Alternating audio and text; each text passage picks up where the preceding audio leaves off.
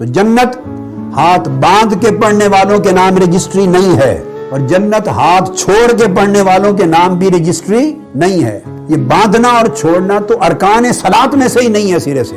آپ ہاتھ چھوڑ کے پڑھتے رہیں، ہاتھ باندھ کے پڑھتے رہیں، دونوں سبیل میں جنت کا جانے کا امکان موجود ہے، دروازے کھلے ہیں، ان چیزوں میں فرق نہیں پڑتا۔ جنت رفع یدین کرنے اور رفع یدین نہ کرنے کے کسی ایک طبقے کے لیے رجسٹری نہیں ہے۔ بھئی رفع یدین کرنے والے بھی جنت میں جائیں گے، آپ جا کے دیکھ لینا۔ امام بخاری ہوں گے کہ نہیں جنت میں؟ امام مسلم ہوں گے کہ نہیں جنت میں؟ امام ابو داؤد، ترمذی، نسائی، ابن ماجہ سب ہوں گے کہ نہیں؟ ارے نیچے آ جائیں، حضور غوث العظم میرے اور آپ کے اور کل دنیا کے شیخ عبد القادر جیلانی ہوں گے کہ نہیں جنت میں؟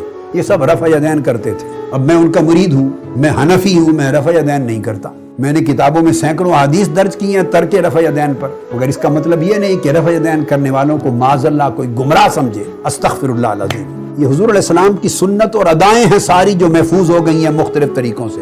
جب جن حالات میں رفع یدین کیا، رب کو وہ بھی ادا پسند آ گئی، کئی مذاہب سے وہ محفوظ کر لی۔ جب ترک کر دیا وہ بھی پسند آئی، وہ بھی محفوظ کر لی۔ رب نے مصطفیٰ کی ایک ادا بھی ایسی نہیں چھوڑی جو مر جائے، جو ختم ہو جائے، قیامت تک زندہ رہے۔ تو مذاہب اس لیے بنے کہ ہر ادا مصطفیٰ سلامت رہے۔ تو میں آپ کو نصیحت یہ کرنا چاہتا ہوں، ان شناختوں سے فرق نہیں ہوگا۔